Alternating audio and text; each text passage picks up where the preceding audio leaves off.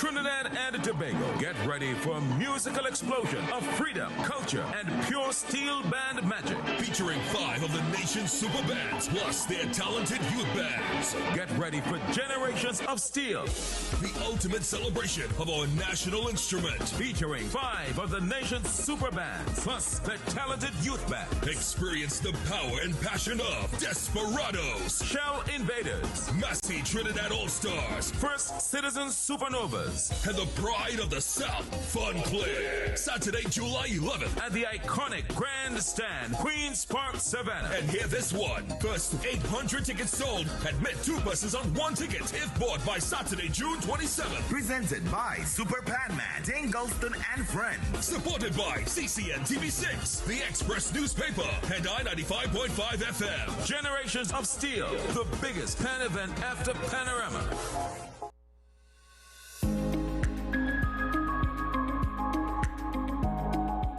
So once your sugar is not controlled, it causes changes in the blood vessels in the back of your eyes.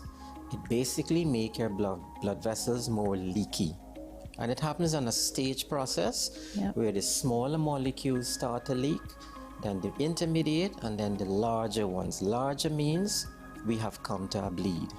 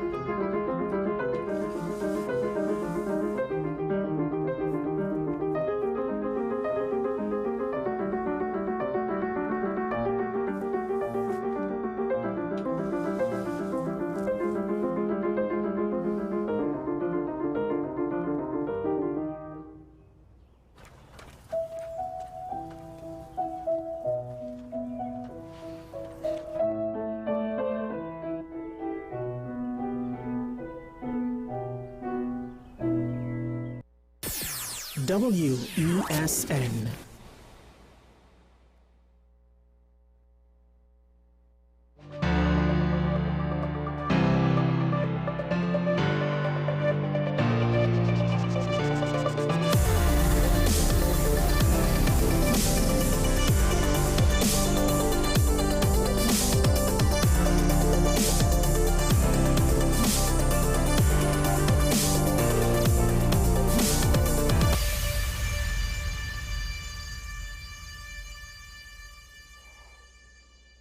My name is Sean Michael Small. This is Talking Points. The original, the one and only, often imitated, never duplicated. You best remember that. Now, and of course, we are on WSN, the Continent Capital Television with a difference. True story, I literally just saw a wrecker make what should be an illegal turn right on our street. I guess there was no police officer with him, or maybe they couldn't see the sign. Now, in cases like that,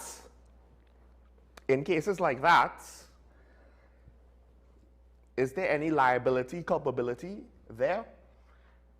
Ironically, or thankfully, no one followed them. But literally, you're not supposed to make a right turn between 6 and 6 a.m. to 6 p.m., and they just went for the right turn. I don't know. Do wreckers have to obey the rules of the road, or can they break, the street signage? What's the penalty? I don't know. Is it rules for thee but not for me? But I just wanted to point that out. Literally, it just happened. Things like that. That's where we could tighten up immediately if we are concerned that we have a lawless society that's too accustomed to playing fast and loose with the law. It's not necessarily a starting off enforcing everything in a ticky-tack kind of way. But at the very minimum, you don't necessarily want official state agents being examples of doing the wrong thing, at least without good explanation. And it wasn't like it's an emergency vehicle responding to an emergency, it's a wrecker. And yeah, these are things you can directly control. But you know what? No one ever accused the police of knowing how to do their job, particularly leadership when it comes to these things. Which is sad, because love him or hate him, the last person that was outspoken on issues like this was Gary Griffith. McDonald Jacobs, I don't know if he was there long enough to really give a stance on that. And I feel as though he had other priorities at the time. I can't remember him necessarily really being quite so vocal about things like customer service and police officers kind of doing their job professionally across the board, not just some very few, or not just the majority, but everybody. Because it only takes one bad apple of a cop to then be a bad example, to then make people kind of question things and feel entitled. And I mean, if you were a prefect in a school, you would kind of know what I'm talking about. You would kind of know how individuals, they want to push the boundaries because they feel entitled to what they view as fair. And if you don't have the capacity to explain to them in the moment, they're not going to accept it. And more often than not, it's not so easy to explain. So even if a wrecker could make an illegal turn where no one else is supposed to make the same turn, should that be done? Policy-wise, should it be done? Probably not. Because again, who's going to then explain to all the motorists who see it, we are making the turn because we can, you are not allowed to, because we have different rules. And of course, when you put it that way, it sounds horrible, right? At least for the people who you're trying to convince don't follow us. So, now, I guess that's a reasonable segue to get into one minor point that I wanted to retouch on. Yesterday, someone commented on the fact that there seems to be an agenda in the media to disparage the TTPS, to undermine the TTPS, to bad talk the TTPS. Now, the thing is, not every time does the media seemingly come to an official consensus or have a unified agenda. Part of it is, you have to understand, the media are humans that have perspectives, yes, but human beings tend to have psychological tendencies.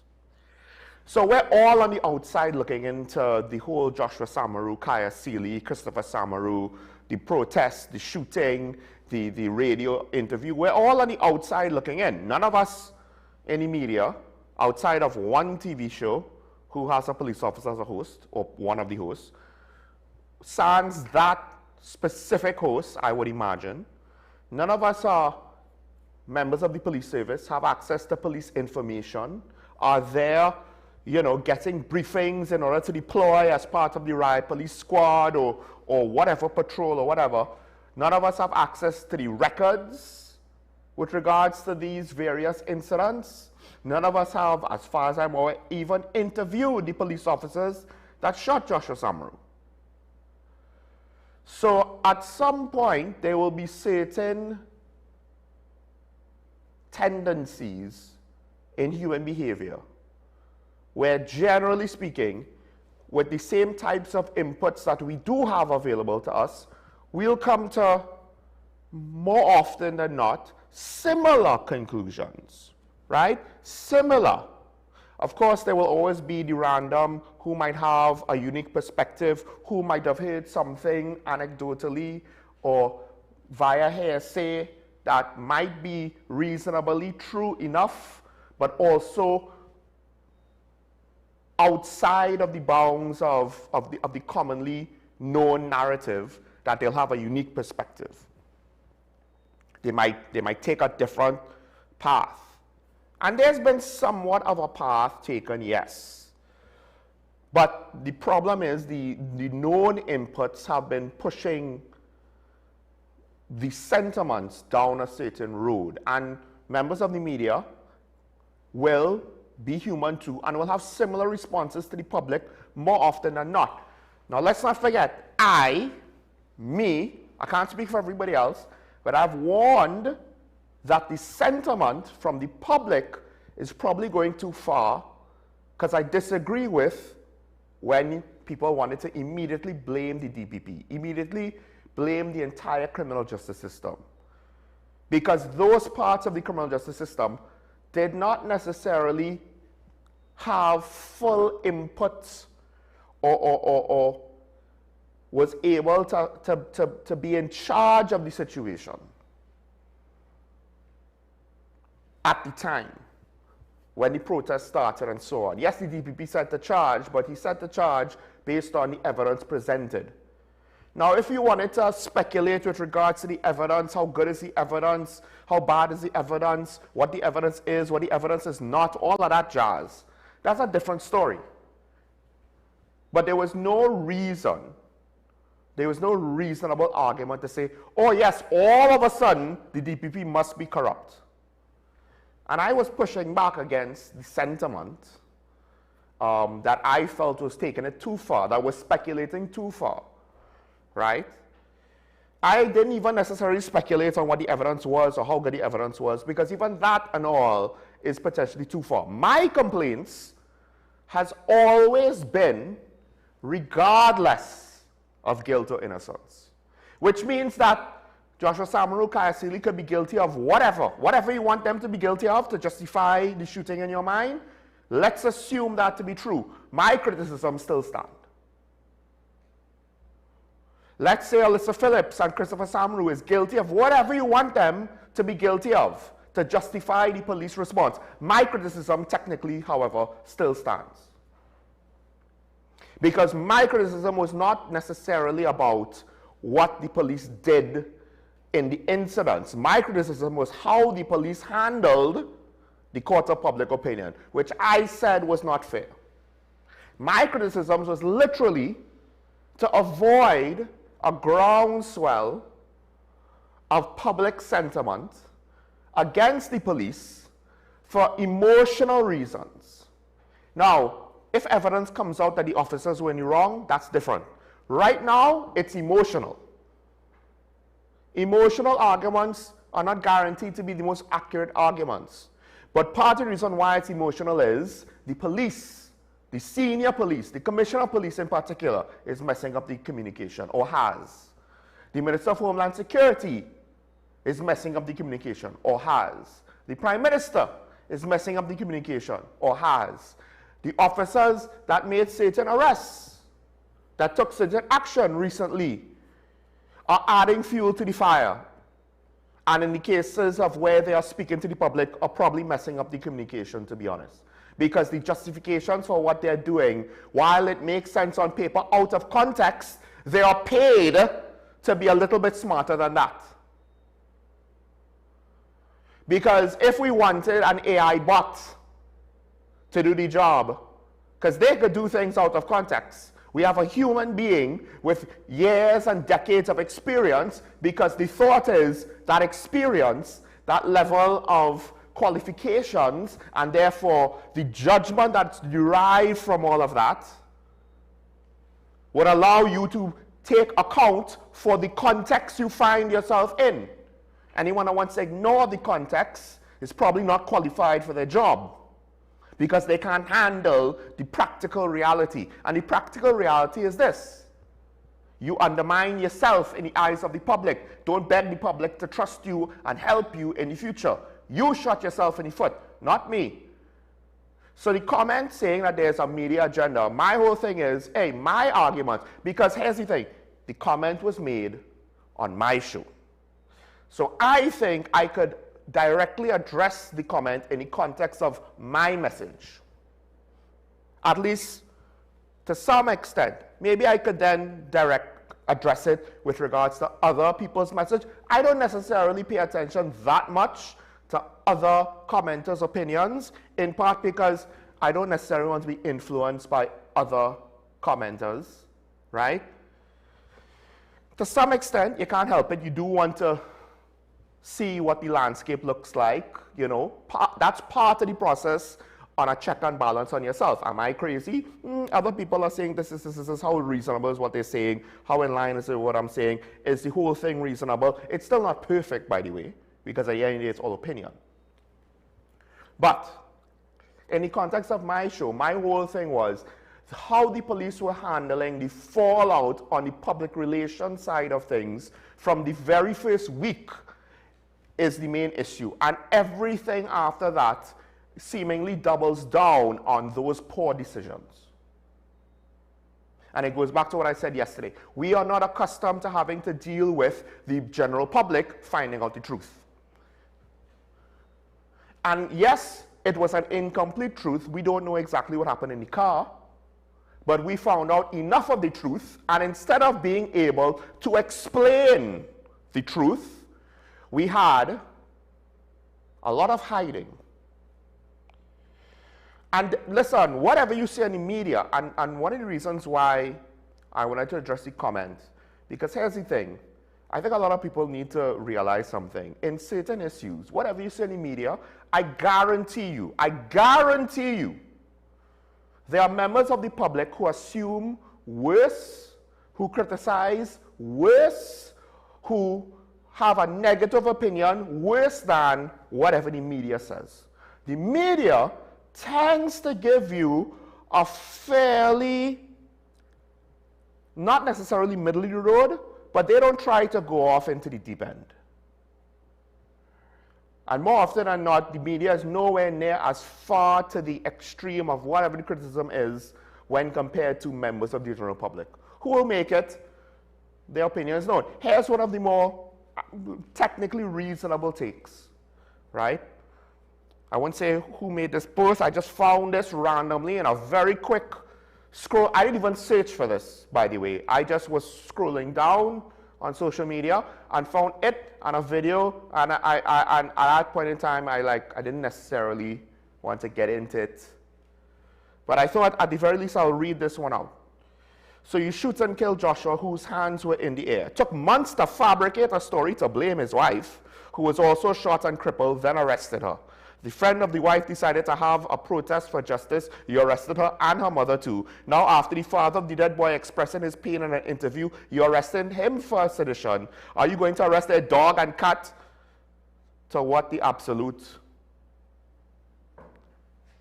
Not a knife or a spoon. 922 likes, by the way. And this is just a random individual with a social media post, because that's how it's perceived by the public. 922 likes, 276 comments, 170 shares. And what he says here is technically a bit further than what the media narratives are, because they say, took months to fabricate a story. Now, listen, the public is going to speculate on that. I have warned that, I don't know, for the last few weeks of how this will look. It took you 4 months. Oh, now there's a gun. Couldn't even say that they found a gun for 4 months. I think this might be the first time ever in TTPS history that it took 4 months, what, to find the gun? They hid the gun under, you know, the seat cover. They hid the gun in the glove compartment. You didn't know to check there? I don't understand. It took 4 months. And this is sarcasm, because I don't know exactly why it took them 4 months to announce that she had a Glock. But this is what happens when you want to think you're smart, but you're really foolish. Let's put it that way. Because I'm sure they have more than just this individual saying, well, obviously, it's a lie. Obviously, it's a fabrication. This is not the media. This is a member of the public.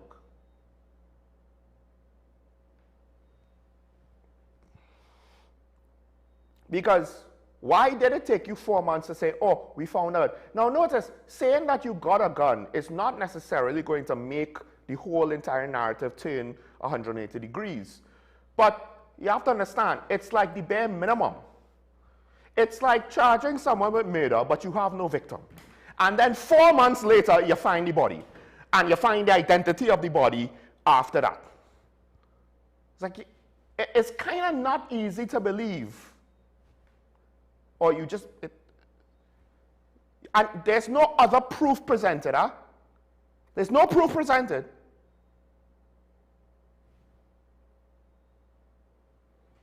Because as far as we're aware, she was, to some extent, detained and in custody by police at the hospital, but that seems to be a gray area.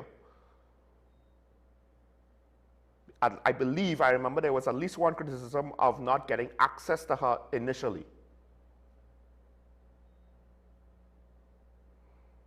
Then they let her fly away.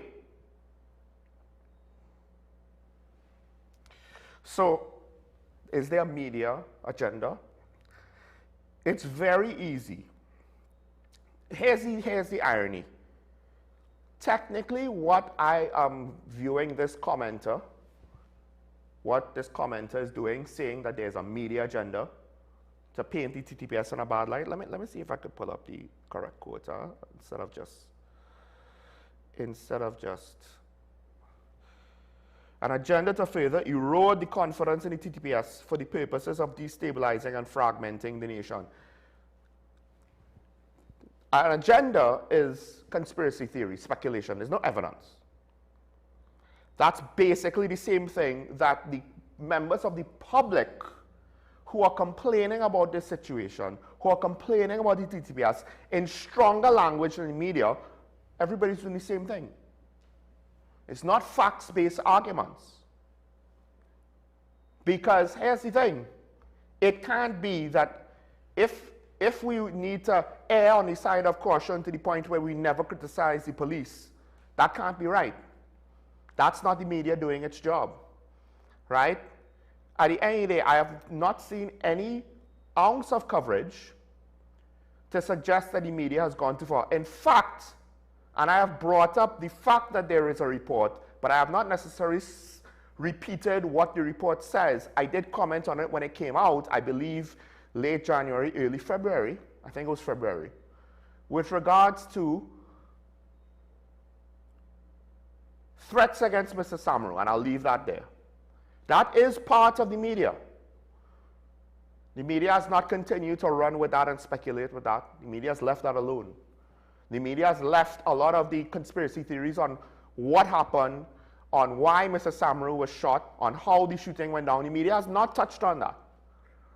The callers on my show speak about that more than me, with regards to the aggression of the police and the questionable behavior as to the use or the extent of the violence used. The callers on the show question that more than me or anybody else on the show. And listen, it's not to say that we don't have those questions. It's not to say that I have not brought it up behind closed doors with people in private, but there's a limit to the extent that I will either ask it, push it, repeat it, have it as a central core tenet. What is the central core tenet of my arguments? Not the violence, the police procedure, the shooting, how likely it was that the police did this or that. At some point, we moved away from the video. We moved away from the shooting incident. And we looked at what I think is, for the leadership of the country, the most important thing, and that is the lack of effective leadership after the fact. The lack of effective leadership, which has turned a situation that didn't have to be this bad into the issue that it is. And the fact that the leadership of the country does not have the awareness or the intelligence to understand that all of the negativity that they think is unfair is primarily their fault. Not the public's fault, not the media's fault, it's their fault. It's the commissioner's fault, it's Minister Alexander's fault, it's the Prime Minister's fault, and it's whatever senior police officer decided, I am going to prove that my cojones is bigger than their cojones today. And listen, you don't have to believe me, you don't have to agree with me. But unfortunately, when I have observations based on patterns of behavior and observable trends, those things tend to not be reversed, or if they're reversed, it's because something from left field comes, not necessarily to fix the situation, but then to change the direction post negativity. And it'll be obvious it's not really a reversal, it's not really a new revelation, but rather it's an attempt at course correction, whether initiated by the people in charge or by others. Because we've gone too far down this path now, where things are starting to get a little too ridiculous, because the unfortunate implication is the ineptitude at the top is far more extravagant, wider in scope, and deeper in foolishness than we would like to admit. That our leaders are very average. And I've said this about the PNM. I've said this about the PNM, so I feel more than justified having the right to say this about anybody else moving forward. Like the PNM, leadership is average. Now, in some cases in the PNM and in some cases in the UNC, it's below average. I wouldn't say all, but for the most part, the aggregate, at best, the ceiling is average.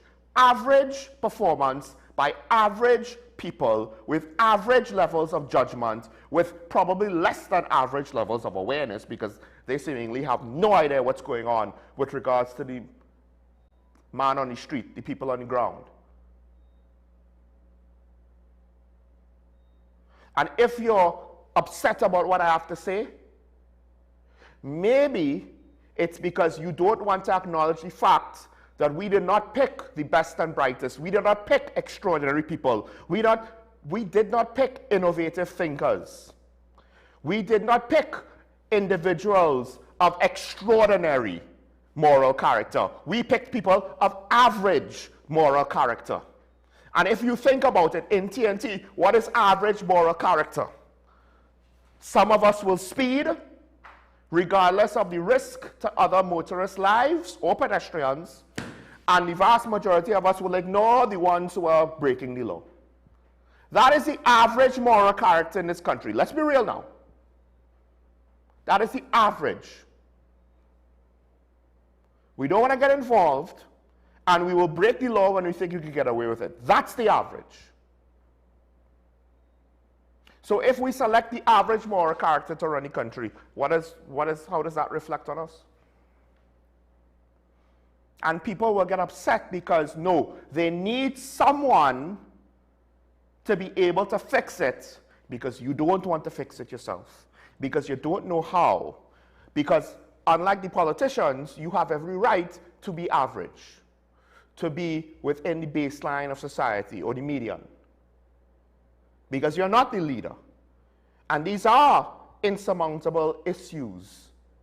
These are difficult questions to find the answers and solutions to. No one's blaming the average citizen for being average. I don't have the answers. But the issue is, at some point, it's not just we find somebody that has a good one-liner and then we just assume they'll solve all the problems. And make no mistake, what do you think the PNM's campaign was? It was the same thing. It was a lot of one-liners. They were like, oh, the UNC has catchy tune, we need to get catchy tune too.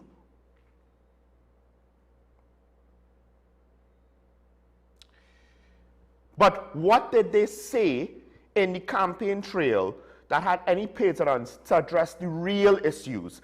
MTD-matic doesn't address the real issue. It doesn't. And in fact, look at what happened. The commission is not giving out FPLs. Who we selected, essentially, we want to have a prestige school. We want to pretend that the good ship TNT, if we take the analogy of it being a school, we want to pretend that we have the best school hiring the best teachers. But the reality is we're hiring a bunch of substitute teachers that other schools would rather not have and will only take them if they had to, but somehow we're opting into this mess. That's the reality. I don't think some of these yahoos on either side of the bench could be elected in any other country in the region. Maybe within the Western Hemisphere, Canada is doing a very good job of turning itself into a third world country, according to at least one Canadian I have listened to this week. You know, certain parts of Latin America, they have their issues. I don't know if some of our parliamentarians qualify to be parliamentarians in other countries. Some of them it might be self-evident to the majority of the population, probably best not to vote for this guy.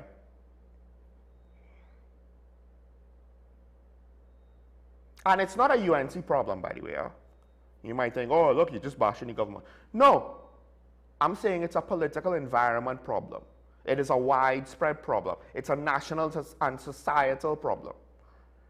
Because if we want to participate in democracy in a lazy manner, and I'm not saying the commenter was lazy, but the net result is whether he is lazy or active, one individual cannot make up for thousands, tens of thousands, hundreds of thousands, ignoring their duty as members of a democracy. 54% of the voting population voted. That means 46% of the voting population. Not 46% of the population, so it includes children and the like. 46% of the voting population did not participate. Up from 42 the election before.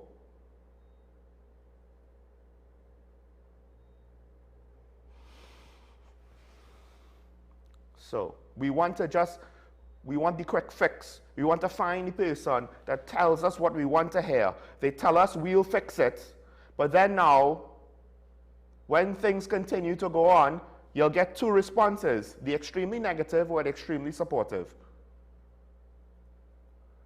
Because the supportive ones can't face the reality of, it's not that easy. We can't just swap out governments and all of a sudden everything will be fixed. Some of the supporters, they don't actually care about the fixing the nation part. They just want it to be we time now. They are their time. Now the supporters, some of them want we time. And the same can be said about the other side. Let's be clear. Meanwhile, the media is shrinking. And look, I'm not saying that there isn't an agenda in the media. I just don't necessarily think there's an agenda against the police in the media, or at least if there was, they're not making it obvious. Because worse can be said by the media. Worse can be done by the media within the realms of the law. Worse can be said. But the media isn't doing it. So, at the end of the day, I don't think the media is driving anything. I think the media is responding to some extent to what the population is saying, but is still trying to be somewhat responsible and limiting what it is that they say. They had some of the news reports didn't even want to say what Christopher Samaru said. They just said he said things, which arguably was probably not the most responsible journalism, insofar that you did not give the members of the public a chance to know what was said in order to assess the situation on their own. How bad was the situation or not? Because depending on what he said, his culpability, his offense could have been lesser or greater than what it is, right?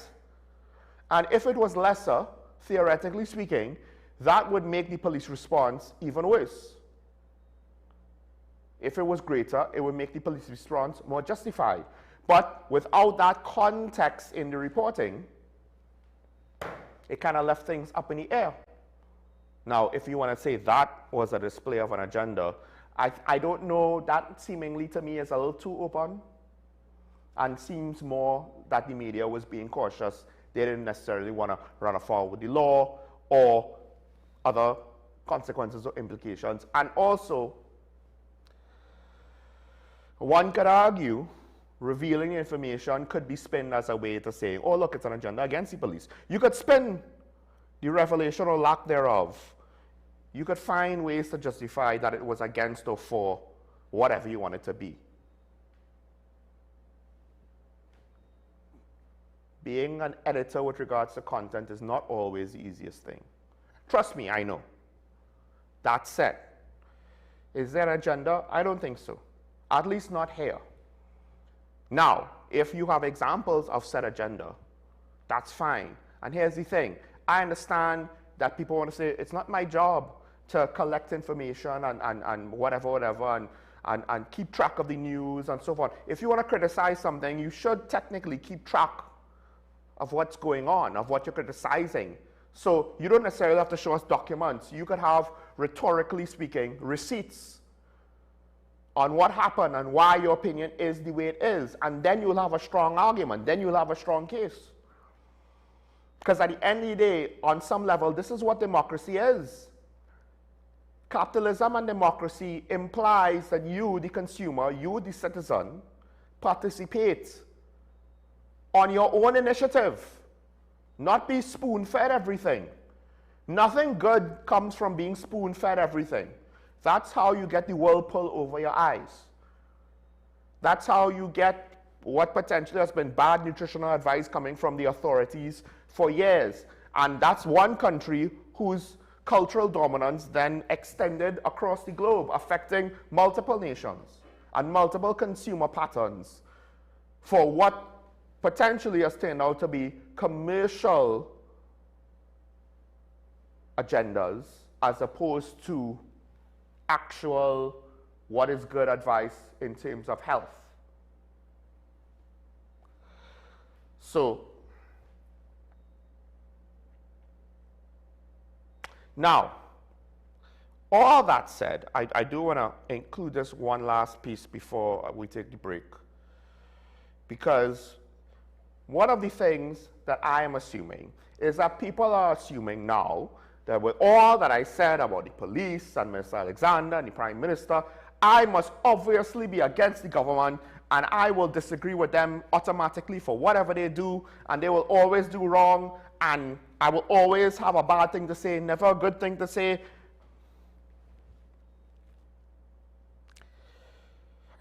You got to take things on a case-by-case basis. With the context of who it is, yes, but at the end of the day, whether you like a politician or not, you still need to analyze the policy decision for what it is, right? And then, if necessary, you could provide layered analysis. The policy decision for what it is on a basic level, out of context in general, the policy decision with additional context if there's specific information.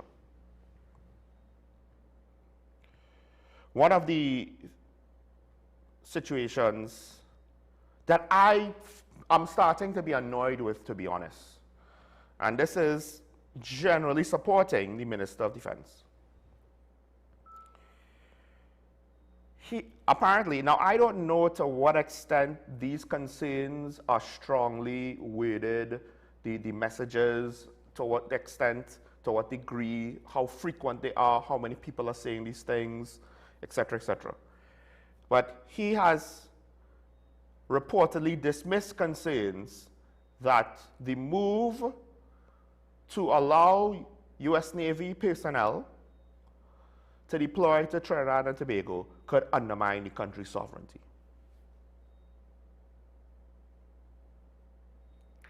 Now, again, this could just be one reporter, this could be one stakeholder, this could be one section of the internet, this could be one group, this could be the bourgeoisie. Like, I don't necessarily know exactly where this is coming from, but it comes up every time we have foreign intervention. This comes up, and it annoys me to no end.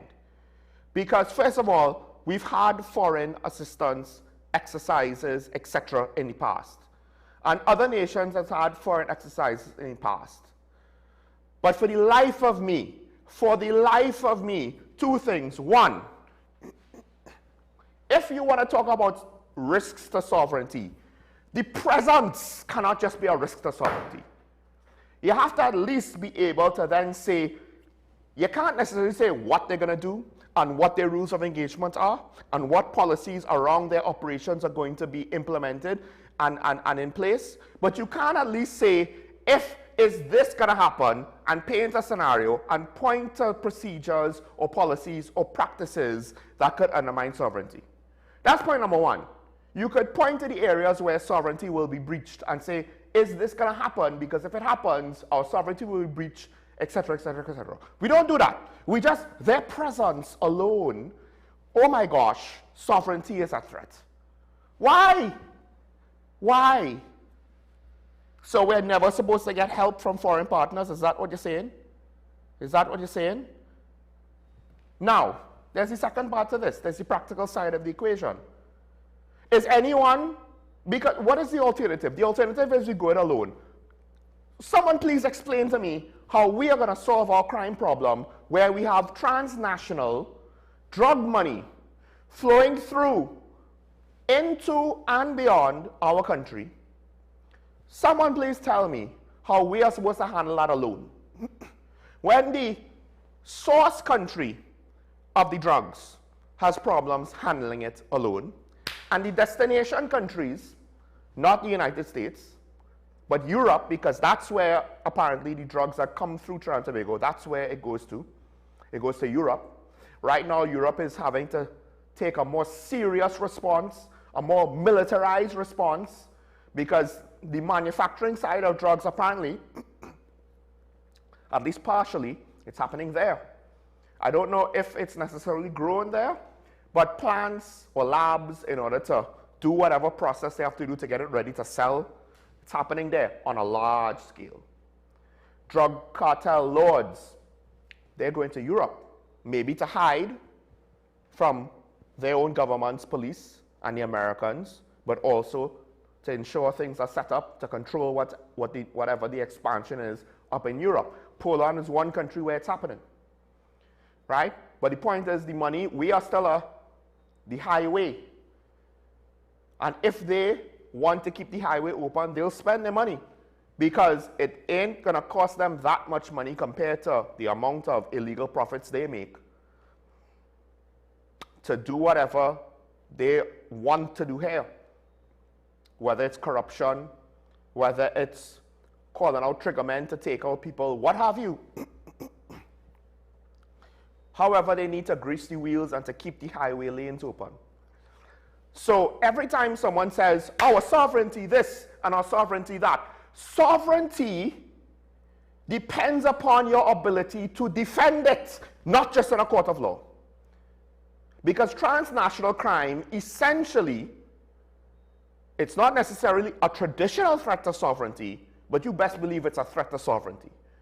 When it is corrupting your justice system, when it is corrupting your legal framework and undermining it, and being the foundation for high levels of violent crime in your country, transnational drug smuggling, amongst other things, are, whether direct or indirect, however you want to use semantics to justify your opinion. Well, I don't think it's quite that direct, so maybe, but if you want to say indirect, whatever, I don't care. The point is, it's a threat to your sovereignty.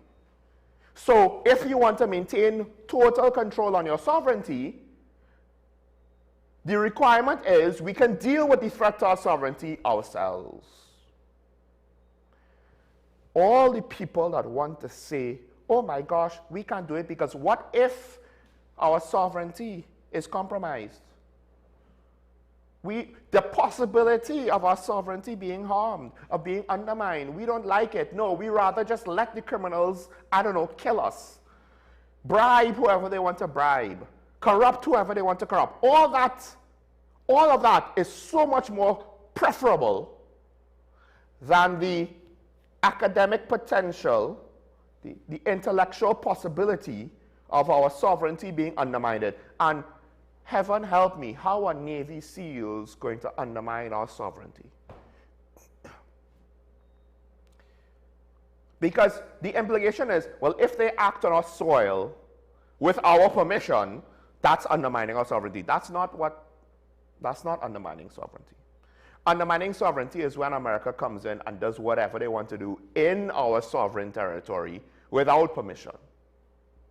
Now, I would hazard a guess that has not happened. Or at least, if it has happened, we don't have examples on the record. The Pirog airstrikes seemingly happens, for the most part, in international waters. And yes, there might be a few that happen close enough to us, but can we prove it? I don't know. because we don't necessarily always display the competency to protect our sovereignty. That's fair, but if we're inviting them, it's a moot point. More importantly, convince me that we don't need the help. Because it doesn't have to be the Americans, it could be anybody. It could be anybody, and this argument will still come up. Right? It will still come up. Oh, our sovereignty, we can't have a foreign actor operating in our sovereign territory, undermines our sovereignty. No. Tell that to South Korea. Tell that to Germany, particularly Cold War West Germany. A German general didn't run NATO during the Cold War. It was an American. Just saying. Tell that to Japan. Japan has an issue with regards to sovereignty insofar that America has a base. And maybe there might be some Japanese that wants to reclaim the land and doesn't want America to have a base. Not necessarily all. But the point is, that's the issue of the sovereignty, not the fact that the Americans are there. No, they want the Americans to help defend the Japanese home islands. But they have minor legal, we're not giving Americans a base that they will then use in perpetuity for whatever it is they want. They are deploying personnel on an ad hoc basis, on a mission-specific basis. The radar, oh my gosh, it undermines our sovereignty, and then it was gone. Our sovereignty was no worse for the wear. You could have criticisms otherwise about the radar or the situation that around the radar in whatever other capacity, but I'm fairly certain our sovereignty survived. So technically, yes, just because the government of the day is involved in this doesn't mean that I have to automatically disagree with the government and agree with whatever the criticisms is. The criticisms make no sense to me. They make no sense to me, right? And listen, we don't even necessarily know who's coming in. They say Navy SEAL personnel. It's not that simple. It's a lot more complicated than that, right? That's just a politician using general terms to speak on a situation that essentially everybody is uninformed, purposefully. So we don't know who's coming in. We don't know what the mission's going to be, whatever, right? If you wanted to say, well, are they going to have a base? How long are they going to hold this base? How long is their presence going to be here? What is the rules of engagement? Who can they or cannot or they can't engage? How are they allowed to engage? And so on and so on and so on and so on. Yeah, if you want to ask those questions, fine. But to just say, oh, it undermines our sovereignty, all right, that's fine. For everyone that says that, when are you going to pick up a gun and get sworn in, deputized, whatever, as an agent of the state, and then go forth and deal with the drug smugglers and transnational crime? Tell me when that's going to happen. If you don't want to do it, I don't necessarily want to do it, it's not my job, it's not your job, then maybe we should try to let the government do what it needs to do. And since it's an international entity, the implication is it's bigger than us. And getting international help, I don't know, might be useful. Especially when it comes to a lot of the water stuff. Does anyone want to say that our Coast Guard is in a very good place, that it is able to meet all challenges? I don't know about you. They met one challenge this year. Kudos to them for that. That is not a trend. One good story is not a pattern of behavior. It's just one good outcome. Could be a start. I would like to see more before I assume that it's actually coming. That is actually going to be a trend. All right. No Karen today. You're stuck with me. Let's take a break. When we come back, we'll continue conversation. Stay tuned. This is Talking about NWS, and we'll be right back after this.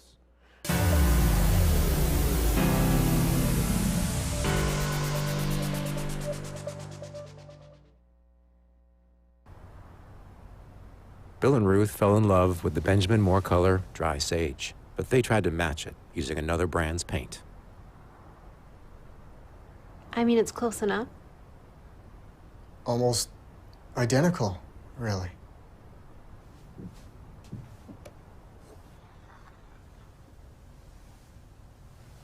Yeah, there it is. Never trust another paint to be a Benjamin Moore color.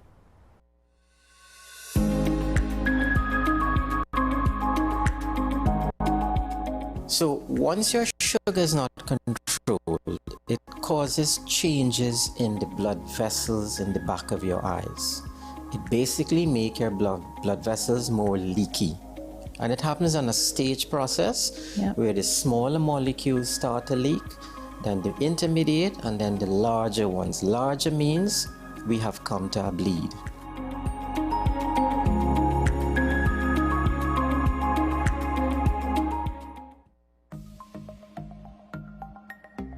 Knowing how to tell authentic is as easy as 1, 2, 3. Find it, match it, search it.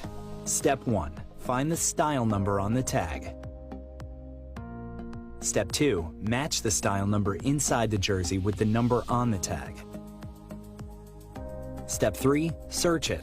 A quick Google search of the style number will verify the jersey is authentic when the search results match the jersey being searched. Don't be fooled by counterfeit jerseys. Before you buy, remember to find it, match it, search it. Fan Zone, 2 locations nationwide. Center City Mall, Chaguanas and Movietown, Port of Spain. Nationwide delivery available.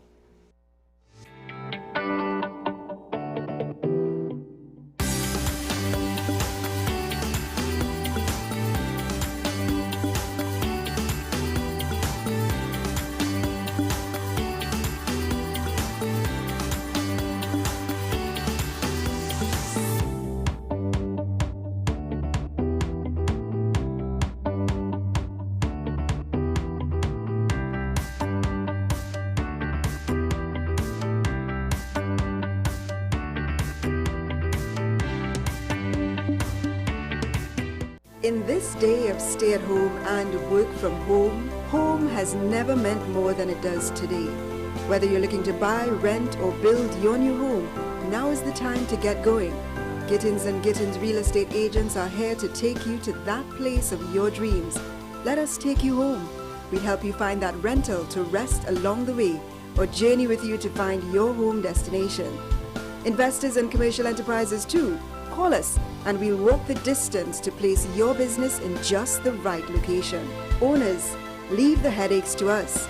We'll find your tenants or buyers while you stay at home. We'll even manage your property at your bidding. Anything real estate, come home to Gittins & Gittins Real Estate. Call us at 760-3280 or 747-1220 or visit us at 16 Fifth Street in Woodbrook.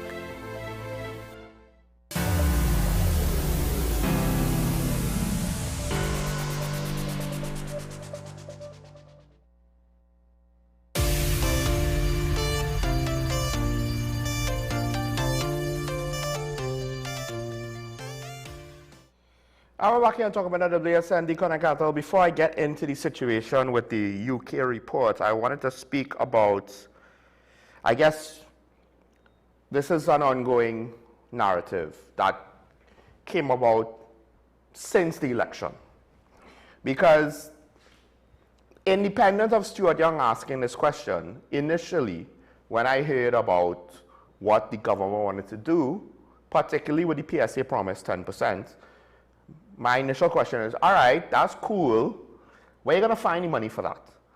And then as they continue to talk a good game about how everybody's going to win, generally, it's not that I had specific things I was looking at, but just the general concept of, well, if everybody's going to win, how are you going to afford that rhetoric, right?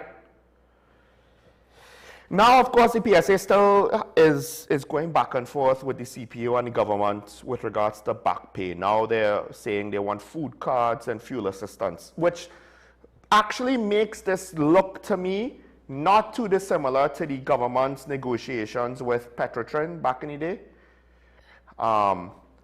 In the sense of, look, we're forced to do this, right? We're forced to do this. Now, one could say they could have restructured the refinery, not closed the refinery. But outside of that, when the government was negotiating with the OWTU, and it was years before they shut down the refinery that they were negotiating, My whole thing was, it seemed as though the government, in a general sense, could not move away from the fact that you cannot get everything you want. Telling the union, look, you can't have it your way, because the union eventually wanted raises. Then they wanted no reductions. Then they were, the third go around, they were like, all right, we're ready to negotiate to try to minimize the damage. And by that point in time, the government said, too late. Now, to what extent did the government go too far with the too late? And it seems like a similar thing is happening where the PSA is more or less being hit with reality. And that the government is trying to tell them, we can't give you it all in cash. In part because what the minister is not saying is, we already have to take out loans to pay salaries. The salary increases. Not the back pay, the salary increases to all of these unions. Whether it was 5% or 10% or what have you. We already have to take out loans to deal with whatever ongoing expenditures that we have to yet cover for the rest of the fiscal year. We can't take out loans for your back pay. There is no more cash. The unstated implication of that reality is the Prime Minister said, we'll find the money. The retort is, no, you did not. Because if you did, things would not be so hard on the PSA. And now this potentially can affect other entities, other groups of people, like the THA. Former Minister of Finance, Mariano Brown, there's a report where he has gone on record to say that the final allocation for the THA will depend on the country's fiscal constraints and the minister's ability to balance competing priorities. Quote, I'm only looking at the size of the budget relative to the Minister of Finance and the difficulties. I think he doesn't have the cash to give them all that they want. Which, let's be frank now, from my perspective, that does not mean that the minister is a bad man, that he's a bad guy, or that he's a bad Minister of Finance. That does not mean. That specific thing has nothing to do with job performance if there's no additional context, in that we do not have the money to do these things. The problem is, and maybe the PRM did in their first election win, way back in, 2016, maybe they did it then. Generally speaking, I warned against having expectations too high on what the Treasury could do, because I saw the limitations in expenditure, and corruption can account for all of it. The Ministry of Education, the Ministry of National Security, the Ministry of Health, seemingly all did not have enough money. Getting the highest allocations, by the way, right? They couldn't pave roads or fix roads for a year. And it wasn't just us. Barbados had the same thing. I think it was 2022 or 2021. For a whole year, we didn't do anything about roads. That wasn't just corruption. Yeah, you could argue some of it was corruption, but that wasn't just corruption. That was constraints on the Treasury. So because here's the thing, when the PNM gave, the PNM Tobago Council is in charge, they give Tobago the bare minimum. Is it that they don't like Tobago, but they want to win in Tobago? There's an incentive to give Tobago more, and there's an incentive for the current government to give the TPP-run THA administering Tobago more. But just because there's a political, both sides have had political incentives to give more. That doesn't mean that it will always be done, that it can be done.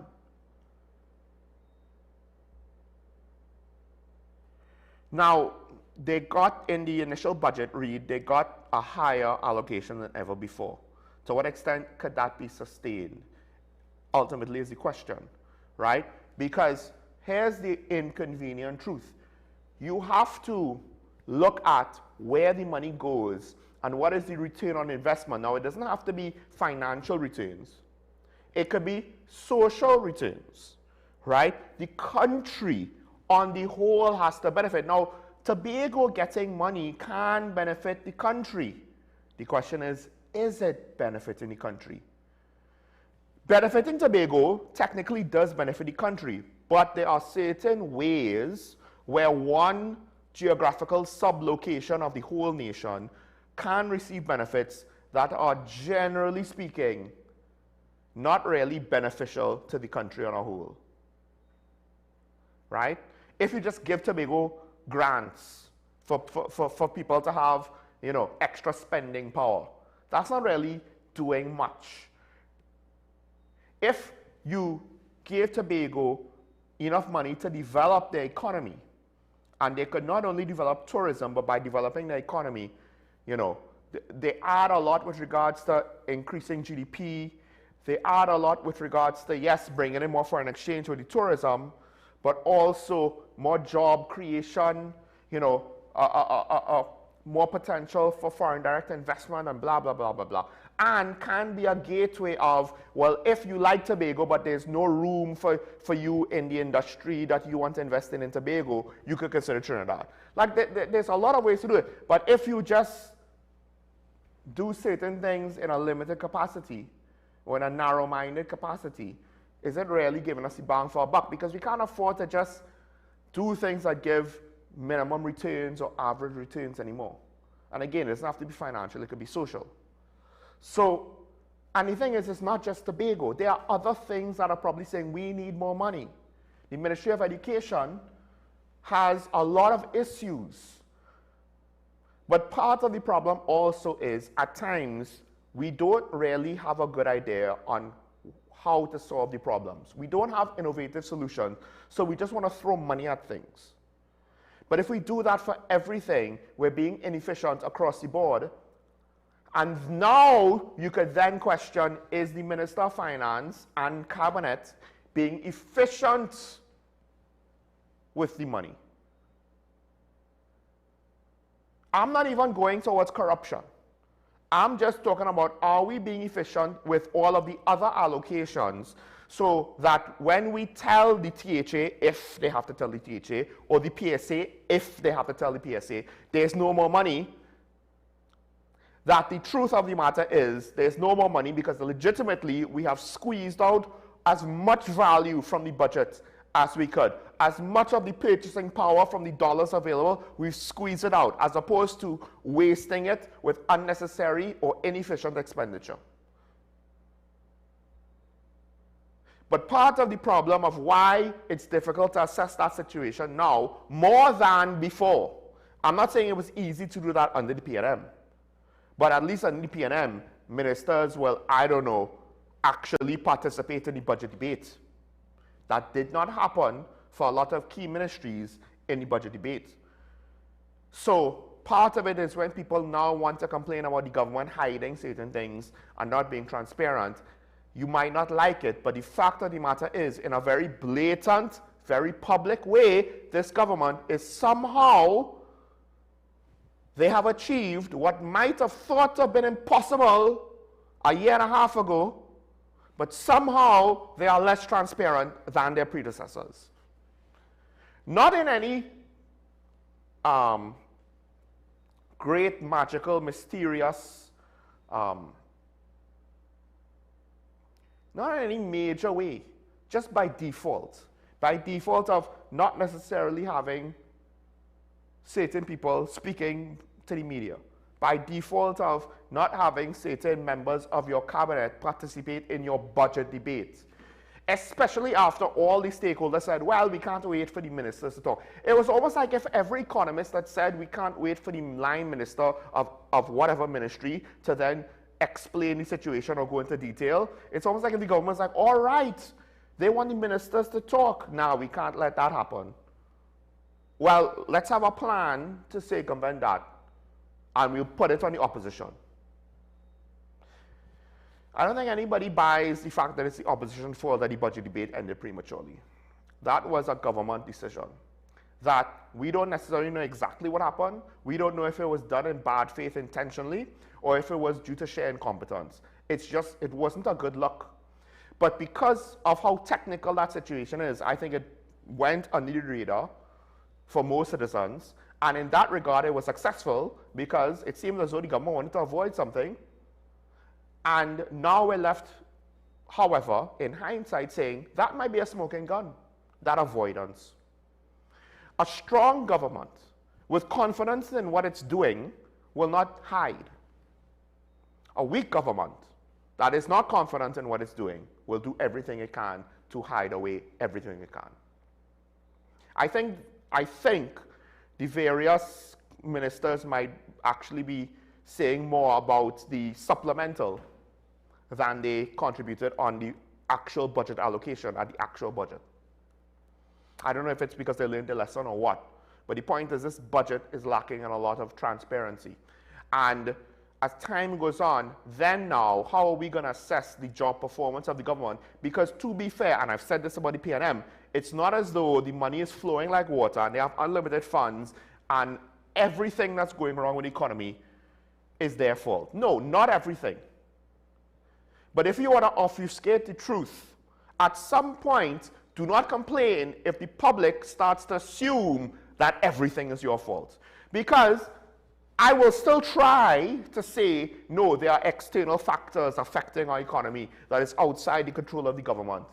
Part of it is what they inherited from the beginning, from the previous administration. That's technically outside their control. But like I said about the PNM, we can assess them for what they do with the situation that they have been given.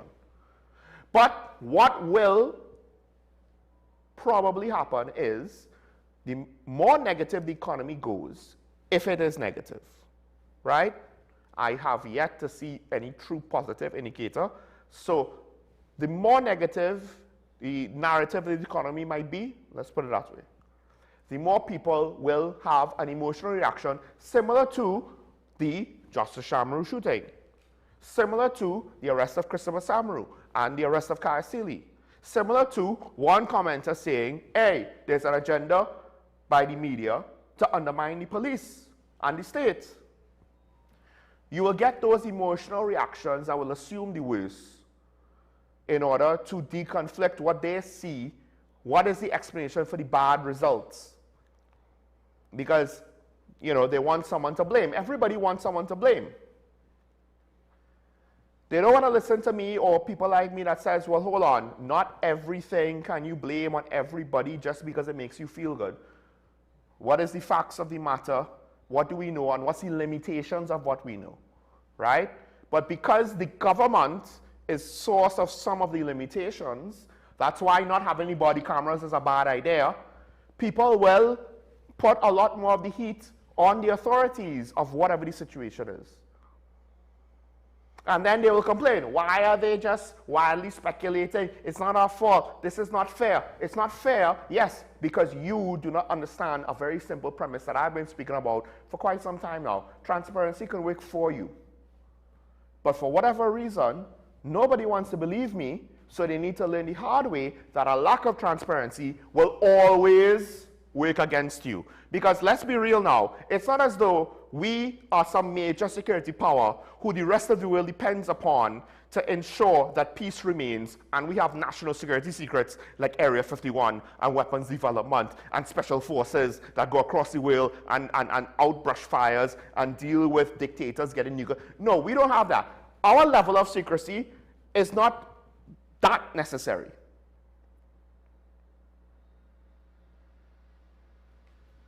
No, what we have is a lack of information on basic government functions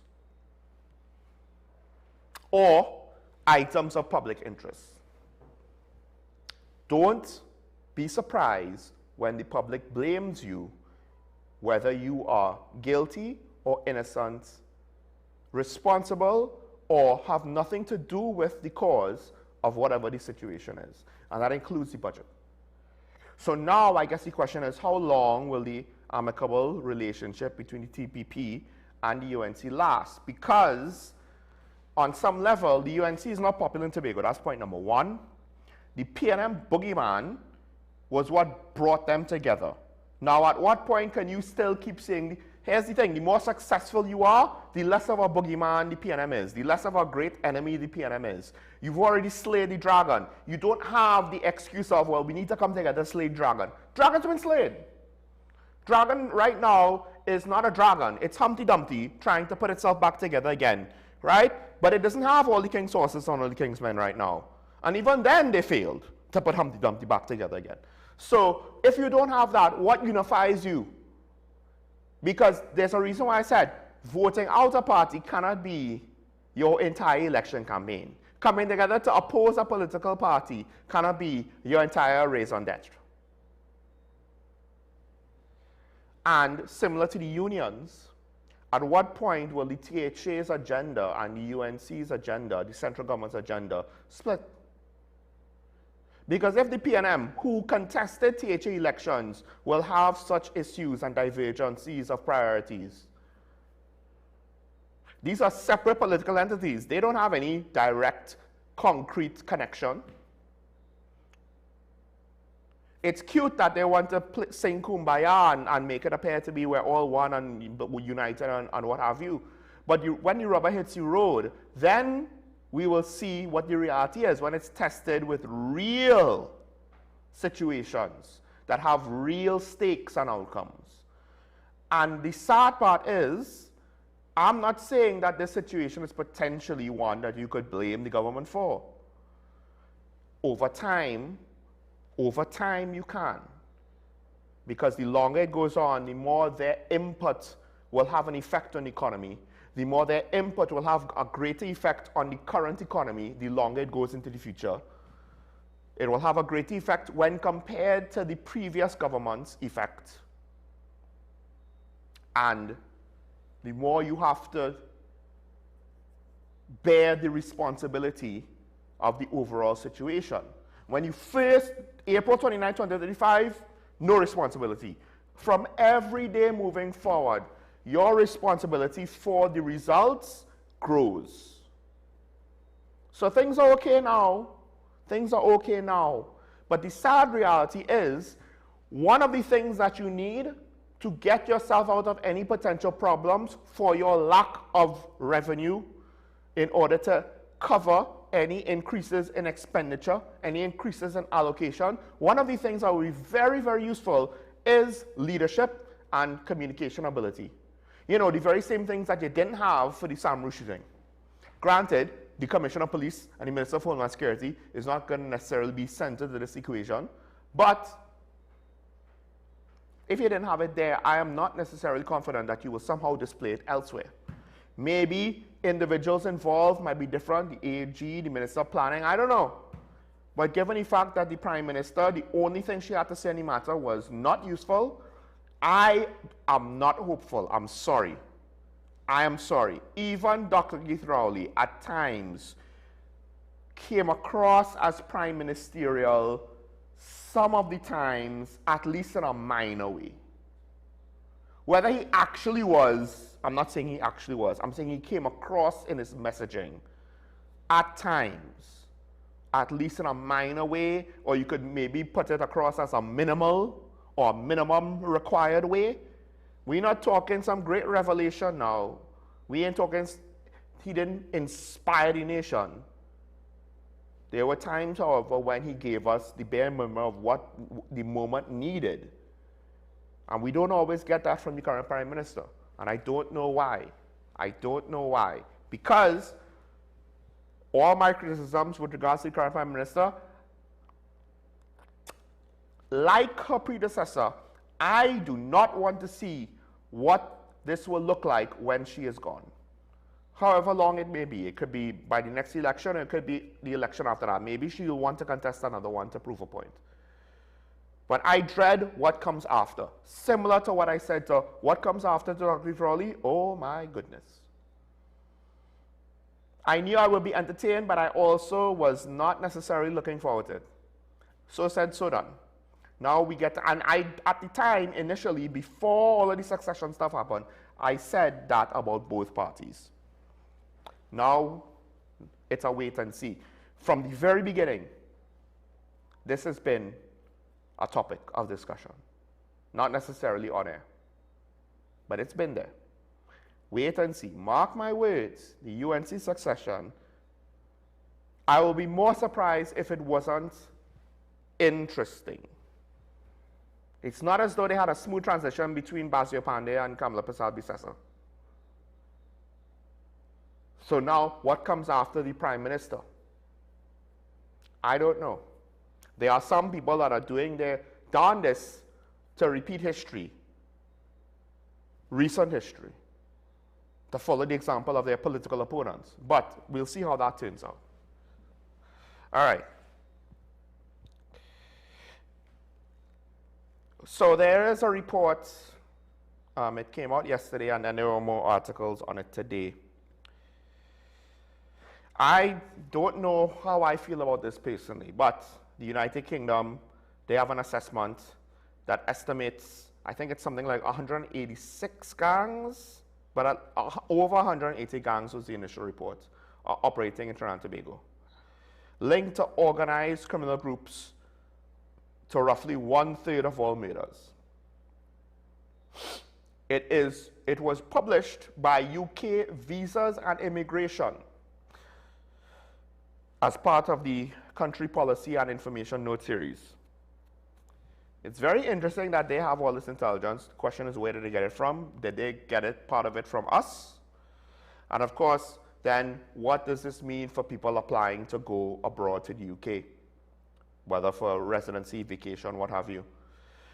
Primarily designed to assist British officials in evaluating asylum applications, the document offers an extensive examination of the country's landscape, criminal landscape, and the challenges facing law enforcement agencies. 186 gangs as of 2023, so this is 3 years old, combined membership of around 1,750 individuals, which means technically the police outnumber them. Now, it's not that simple, but the point is, we're not talking about 100,000 people.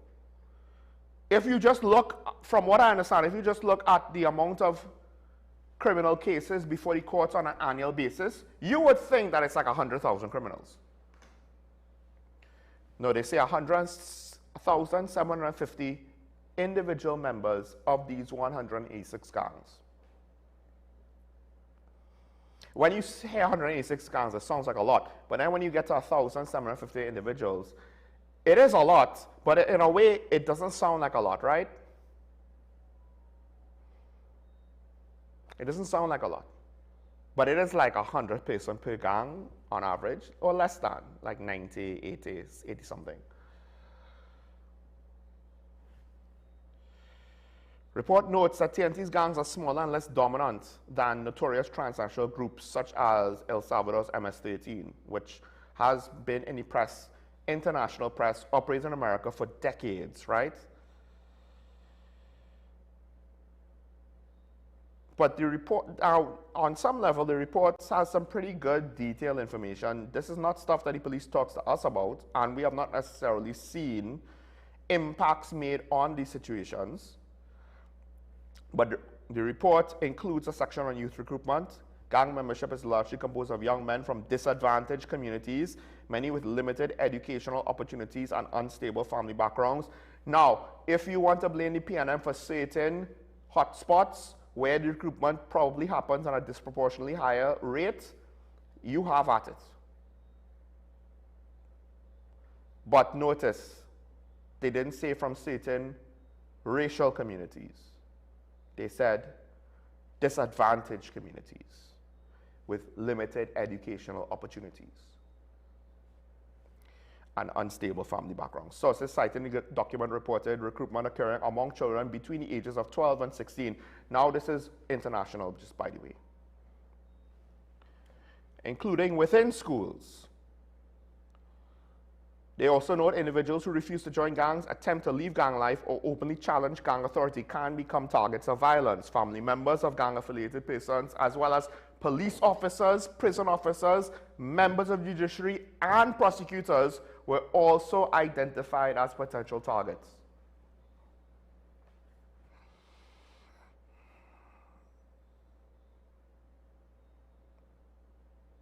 The UK raises concerns about the capacity of law enforcement agencies to effectively contain the threat.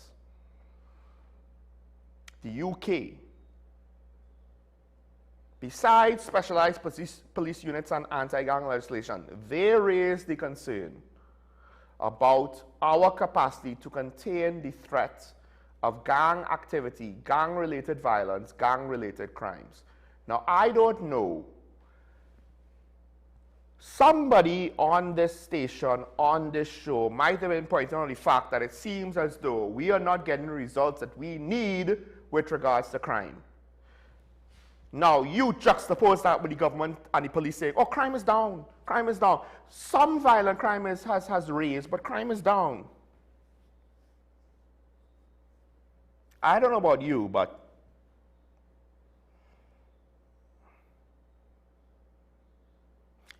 to be fair, this is 3 years old, so the meter did go down after potentially information on this being revealed. But for better ways, this is a document that they will use moving forward with regards to things like asylum seekers, but it might also, let's be real now, affect other interactions between our nations and our citizens and said nation. Oh, sorry, not all the information is 3 years old. Highlighted concerns over criminal infiltration into public projects. In 2025 of October, the government suspended several public contracts in gang control areas as a part of efforts to address allegations of corruption and criminal influence.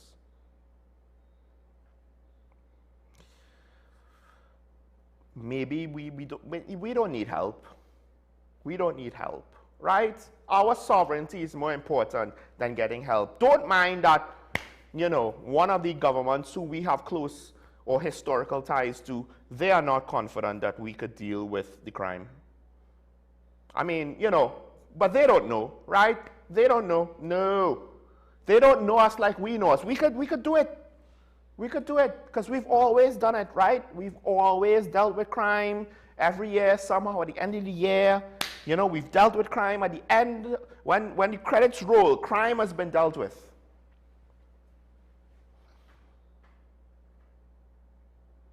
I mean, at this point, we should be grateful we haven't had another coup. I don't know what else to say.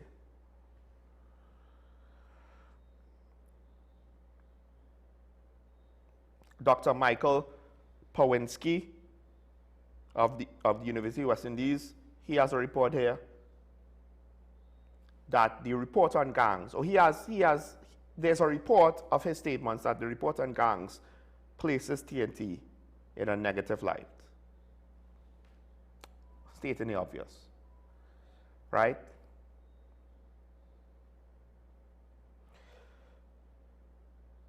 Quote, something that would potentially repair the image, the international image of Trinidad. Because to be fair, to what extent is it Tobago? Although gang violence was on the rise, but it's still nowhere near proportionally on the same level as Trinidad. Repair the image is a more comprehensive strategy that is dealing with the causes of crime and youth joining the gangs. That would be more speaking to actions that are mitigating the situation. The SOE is just basically a band-aid on a huge wound that is not healing. The thing is, you could still do more with the SOE. The criticisms are not that we have an SOE. The criticisms are that they're not doing anything substantial with the SOE, except trying to detain people because they fear the threat that they pose, but they're not actually trying to solve the problem of how do we make these people not a threat permanently. And I'm not saying to do anything extrajudicial.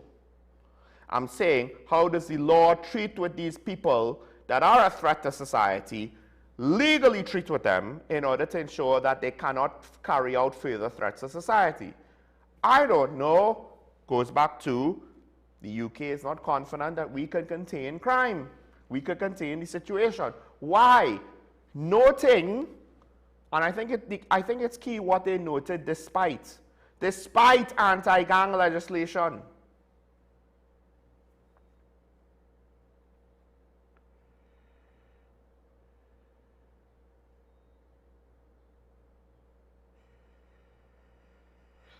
Quote, I wouldn't honestly be surprised if eventually this leads to some kind of change in the laws when it comes to asylum in the United Kingdom. to kind of, for want of a better word, close that loophole, because my sense from some of the reports I've seen coming out of the UK is that the Home Office is pushing back real hard in terms of letting anybody in when they come. And they are fearful of gangs. They've gotten that in the past. They've gotten that in the past. Not from us, but they've seen this story before from other countries in the Caribbean, and that's all I'll say about that. Not just stuff coming from the Middle East, by the way, but they've also probably had to deal with that reality as well. Now, make no mistake, immigration in Europe, the narrative on that issue has taken a dramatic turn. A dramatic turn. Not necessarily that what they're doing is going to be effective moving forward, but given the fact that there was a vote in the EU to essentially start to change the laws of the EU, and how England, Italy, Poland, and other countries have either started or have already looked at and dealt with things like illegal immigration and asylum seeking. Open door policies might soon to be over. And how does that affect us? First of all, there's that cliche of the train that goes to America or UK and never comes home. In the past, we were not a significant enough issue for them to put the focus lens on. This report says, haha, TNT, congratulations, you're now in the big leagues, you're a big enough issue for us to put our attention on you. And what's the wider implication? So now, those who want to try to escape, to try to earn money abroad and get a better life, that avenue might be closed off to them. All of a sudden, what does that mean? You're stuck here, you're going to complain more. Then, what about all the people who are basically looking at, if we stay, but the situation is getting bad, maybe we should leave? And I'm not just talking about the people now trying to go abroad to maybe get basic, low-level employments that would still be better for their financial prospects than staying home.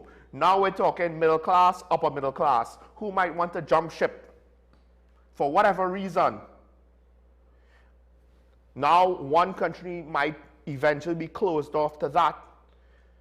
Because instead of saying, how do we fix our economy, people are saying, we could always escape. But what happens when you can't escape? Because if the UK does it, potentially, Canada will do it. Although they have their demographic issues, so they might not. They might be so desperate for fresh bodies to try to prevent their population decline, and they might always stay open. But hey, right now, Canada, seemingly, politically, has not too dissimilar problems to us here. Although the UK also has an issue, I think it was like 7 prime ministers in 10 years. But let's just say the World Cup is not showing Canada in a great light. What about the United States? Well, I mean, they seem to be friendly with us, but at the same time, they are very, to some extent, let me not say practical, but their politics is having a pendulum reversal swing. And maybe an overcompensation will leave us out in the cold with regards to things like immigration. They already deported Trinidadians who allegedly are criminals or committed criminal acts, from what I understand. So, what does that mean all of a sudden when those of us who are still here no longer have the capacity to have an exit strategy? Maybe we might actually have to do something about the mess at home instead of thinking, well, we could always move house. Because it's not automatically easy to live abroad. It's not. We're accustomed to certain things here. That one German lady or that one Russian lady in Germany, she wishes she could come back, amongst others. Now, some people, they prefer the life genuinely. Well, that's people who left not because they felt forced out, but because they wanted something different for themselves. But I think we take it for granted that we could get something better abroad. And when that avenue is now reduced, if not closed off,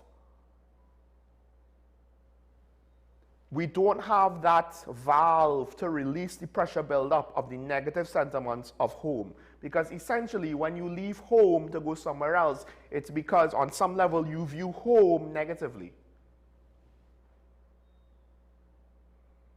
Could you imagine? Could you imagine that building up further?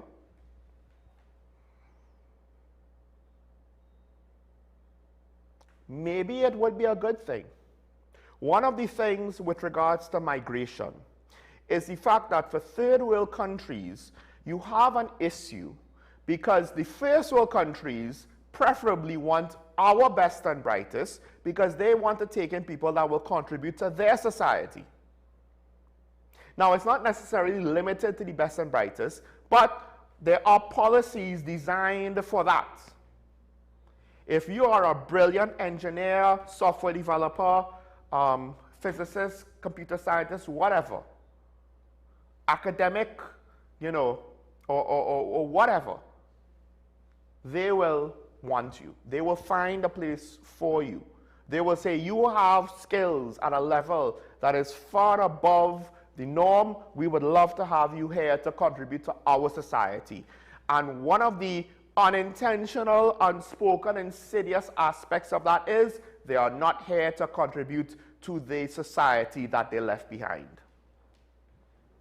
And then, of course, the question comes to pass, who is going to solve the major issues of your country if the best and brightest go somewhere else? Because they want an easier life, because they want to be Kevin Durant, to get the ring by going to join a championship team, not to actually try and work at home with their team to win a championship. They don't want to be Michael Jordan or Charles Barkley, where they want to compete against the best, where they want to strive for excellence. They want to go where some situation is already golden, and they'll just, look at me, I'm a good player on a good team, we got the championship, yeah, I earned it. That analogy is a little rough, but it is what it is. We don't necessarily talk about that, right? We want to talk about colonizers this and colonizers that, but when push comes to shove, who want to jump ship to go live in colonizers' country? To get the colonizers' way of life, to live in the colonizers' economy? Who have uncles and aunties that went abroad? Nobody says, but you should have stayed home and fight with the rest of us to improve TNT. Nobody says that. So, hey, listen, maybe if we're forced to stay home, in the long run, we might be better off.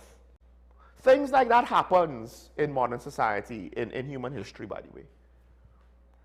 But the flip side is, it paints a stark picture of what I've been saying and others in the media have been saying for quite some time. Can we deal with crime on our own? The answer is probably no. So going back to that previous point, why in God's heavens am I going to care about theoretical sovereignty? If there's a practical breach in sovereignty, that's different. Why am I going to care about a theoretical, half-baked, incomplete argument about sovereignty that offers no details, no angle of attack, no perspective from which to start the conversation from, at least based on the reports we've gotten? When we have clear and present needs that need to be acted upon now.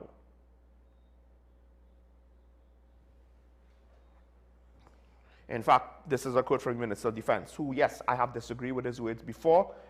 Take things on a case-by-case basis. I have no concerns regarding sovereignty as their presence ensures that our sovereignty is assured and not undermined by the well-financed narco-terror empires whose actions in the last few years caused us no end of worry. This is from the Defense Minister. And again, you might want to say that he's blowing smoke about the narco-terrorism or what have you. Whatever label you want to put in transnational crime, narco-terrorism, drug cartels, whatever, that's besides the point. The fact is, Europe now is under pressure. Other countries now are under pressure. America has seen some improvements given border security improvements has had an effect also on those things.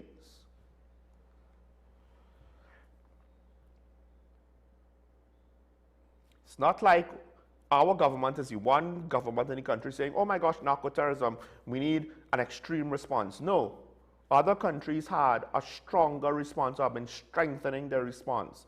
This is no longer the job of local police And Interpol is not a police force. It is a collaborative agency to help police forces, you know, better collaborate, better, what's the word? Coordinate their activities. They're not actually police.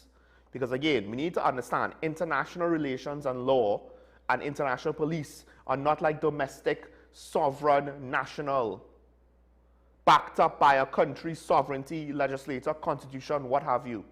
It's not the same. It's born from treaty, and treaty has limitations. But we're engaging, not with Interpol, we're engaging with American law enforcement and American military, because we don't have that level of resources on our own. And America, thankfully, sees benefit to them and other partners involving themselves in our business. Like they do in South Korea, like they do in Japan. We have San Fernando on the line. I know we also have a comment. San Fernando, good morning. Are you there? Morning, Sean. Morning. Trinidad and Tobago signed on to the Shield of the Americas. Mm-hmm.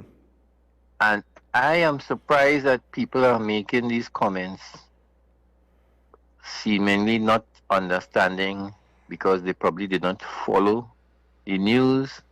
They probably did not follow the Shield of the Americas. They probably did not listen to what Donald Trump spoke about when he had that meeting, which was one of the things was deploying special forces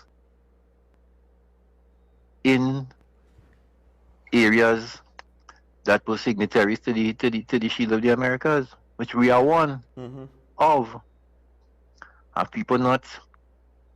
Well, we don't know what agreements, what agreements that what we negotiated with them. That is, the government has not told us that, but we have negotiated some sort of arrangement with them. So this should not be a surprise to Trinidad and Tobago. Come on, man. And quite frankly, the last tool in the toolbox not working. The toolbox empty. State of emergency was the last tool in the toolbox. If you go and you read some of these detention orders, because they are available to the public to read. These people are being detained, and majority of the detentions, you know what it's based on, Sean? Intelligence.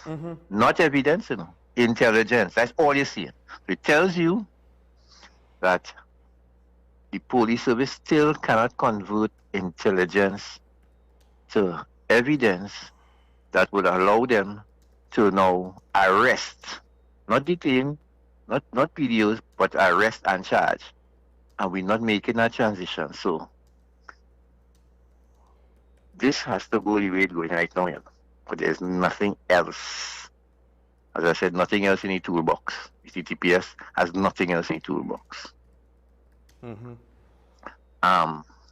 When going back to something that I said too, when let me put this way, when on Monday when ASP Arun was on a program, and the gentleman from Arima spoke about giving the scenario that what happened if 75,000 people come and protest in Port of Spain. Yeah. And ASP Arun by the Menchagoras, but yeah. I don't think he understood, and he went to talk about bringing out the army. And I understand where he's coming from in a law enforcement perspective. However, it's not where Arima was trying to go. Yeah. And the thing is, we have to understand protests in Trinidad and Tobago. When I said to you and Dr. Mayhew, especially Dr. Mayhew, no, sorry, not Dr. Mayhew, sorry, oh my God. Mohammed? Dr. Mohammed, when I said about my Spoil the Ballot campaign, that was a protest.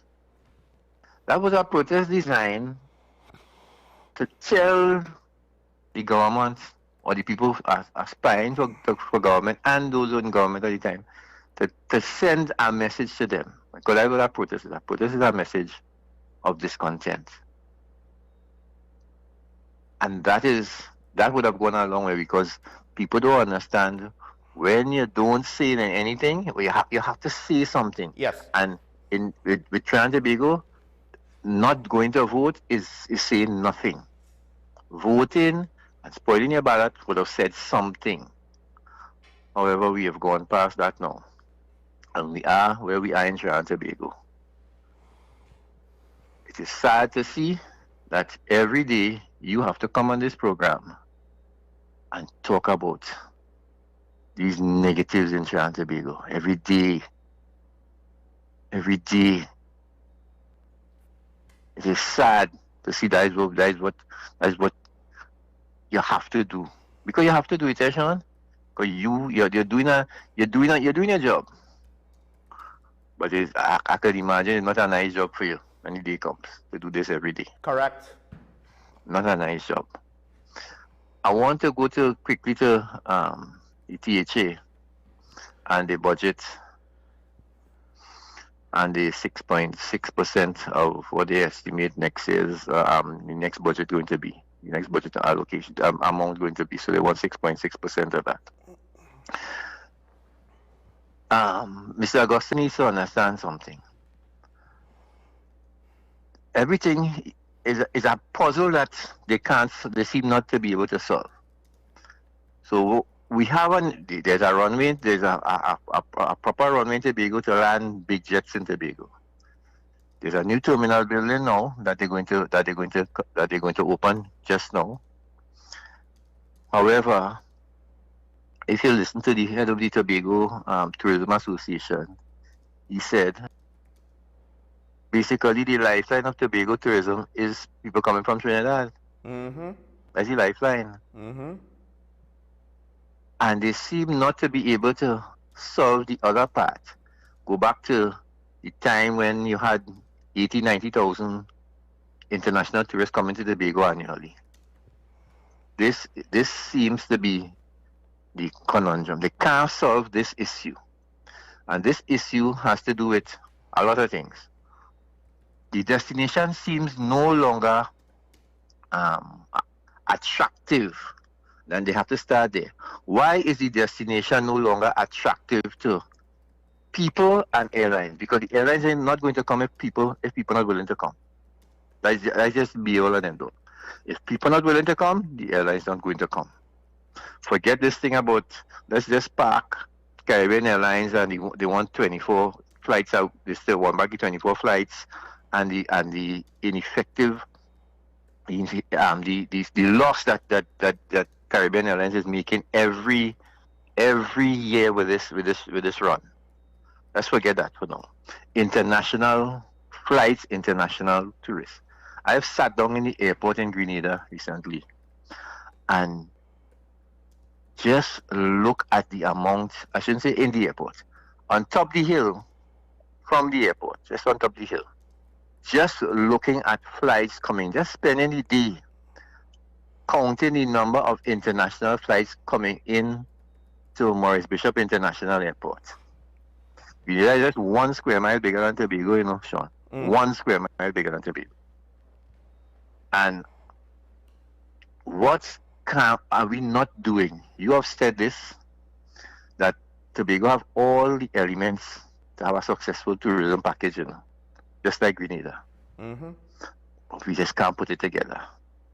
And until Fali and they understand, when Patiola and Roberts said that tourism is responsible for 16% of their GDP in Tobago, she said that in the budget the budget presentation.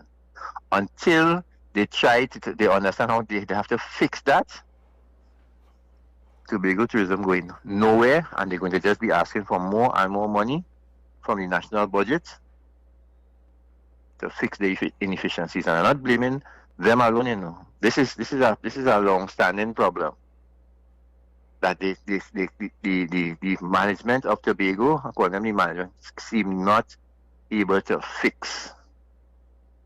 They have to try something new. You're a good brother. Thank you, Golo. Sorry, I might have been thinking and not heard every single detail of what you just said there at the end. But when it comes to Tobago, there are certain things that the THA probably can't do. They won't have the budget for it, right? And I mean, if you're giving them the extra money to do it, it's essentially central government doing it, right? And that is marketing. Now, what the THA can do is, with regards to things like the Tobago tourism industry, what are the standards? What are the regulations? What is the zoning and the planning, right? And also, what is the leadership now to encourage Tobagonians who want to be a part of the tourism product? You don't have to work in it, right? But who want to work in it to understand, listen, you have to have a better sense of professionalism. Part of the issue is, I think a lot of Tobagonians take it for granted that, well, it's Trinidadians, right? And they want to mistreat Trinidadians. And some Trinidadian guests, to be fair, contribute to the problem by being bad customers. Customer service is a two-way street. Whenever you get a bad customer service experience, technically speaking, on some level, while if you did nothing to deserve it, you have been violated, but consider the fact that even though you don't deserve it, who caused this CSR to trip off, right? And ultimately speaking, it's not worth it to add to the issue. They want to mistreat you and then you want to quarrel back with them. What good is that going to be? But that is our natural human tendencies and our natural cultural tendencies, to be honest. But a lot of the times, it's not just the customer service rep or customer forward-facing employee being unprofessional. It's also the customer being unreasonable, right? That said, though, even if the customer is unreasonable, if this is your job, you have to be able to push past that. Similar to the police. That's why it's not an excuse for the police to act a fool because the members of the public are acting a fool. You still technically have to be professional, right? So one of the things is, what is Tobago doing? And Tobago is to do this with regards to getting their population who wants to work in service industries to understand, listen, it don't matter how bad the customer is, you have to be professional. You have to be on your A game because we want to get as much repeat business as possible, whether it's Trinidadians or the foreigners. And if you have bad customer service practices with Trinidadians, it will spill out to the foreigners. And then, you never know, you might have people, members of the diaspora or people from the UK or America or Canada who are either, you know, black or Indian, who might not be part of the diaspora, so there will be less understanding of your nonsense, and they definitely will not recommend to their friends back home who are also potentially not part of the diaspora, no ties to Trinidad and Tobago, they will not recommend to come here. So we need to do better on that front. The whole focus and vision of the industry. What is the market you want to get? Because whenever I chuckle when they want to get more high-end customers. Tobago is generally not geared for that. The entertainment options in Tobago is not generally geared for that. We are not Dubai. We are not the south of France. We are not the south of Italy. You know, we are not certain parts of Asia, right? We are not geared for the high-end market. Yes, we have Coco Reef and Magdalena, but those hotels are in various degrees of financial difficulties given the circumstances. Even before COVID. Even before COVID. Don't let COVID fool you to say, well, it's only because of COVID. No. Now, the other thing is marketing the island. We are an attractive destination overall. The TPP, Dr. Faith V. Israel, for the most part has it right. Those who speak about the natural beauty of Tobago have it right. The environmentalists and animal advocates, for better word, and animal handlers, and the people who understand our flora and fauna, understands what we have to offer. The natural beauty, the rainforest, the hiking trails, the mountain trails, the waterfalls, the bird watching, the coral reefs. Now, first of all, we mistreat a good chunk of it, right? With regards to the coral reefs and how we have at times a lack of professionalism with our glass bottom boat services and so on and so on.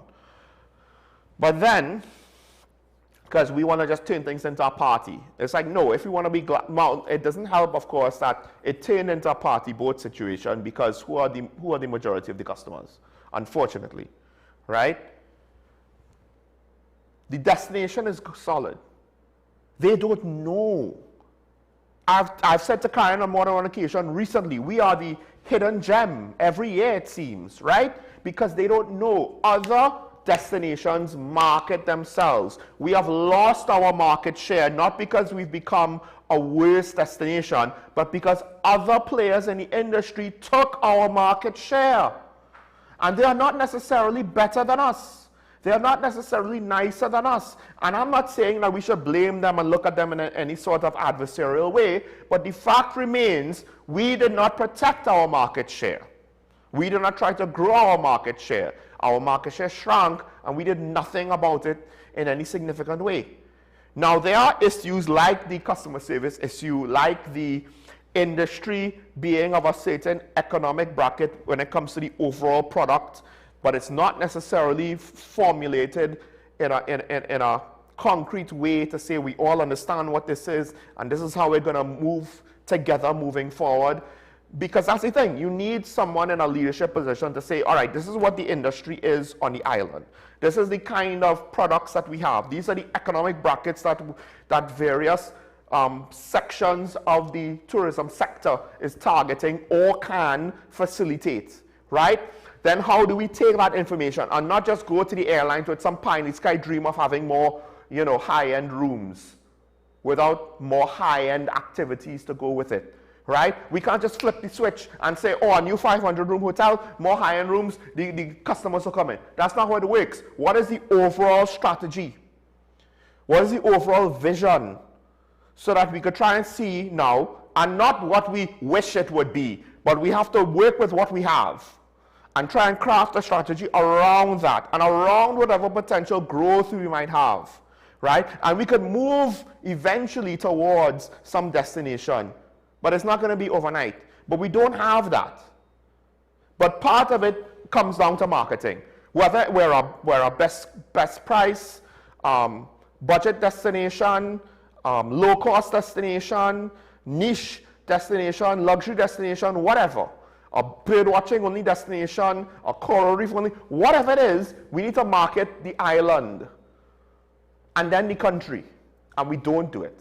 We don't do it. We don't understand how to run a business. We barely get by on oil and gas, and I fear that we technically don't understand politically, on the political level, how to run that business either. I could be wrong, but definitely there are very few politicians that have a clue with regards to tourism. The proof is literally in the results.